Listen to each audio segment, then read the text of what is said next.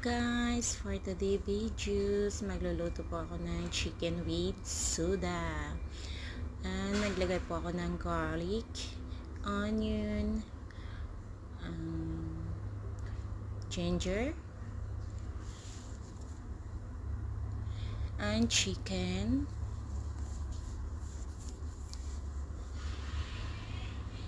And then black pepper, paprika, oyster sauce,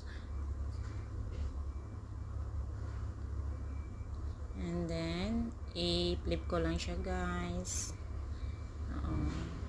Don't worry sa akong kamot kay hinlo siya. Sprite, para siya ng tubig na siya guys, at saka yung lemongrass. Yan lang. Tas after mga 30 minutes binuksan ko, tas ginunting ko lang yung sa gilid niya sa mahita guys, para sumipsip yung ano doon, yung sauce niya, para malasa. Habang naghintay para maluto, yan, luto na guys. So yummy. Thank you for watching. See you next video. God bless us all.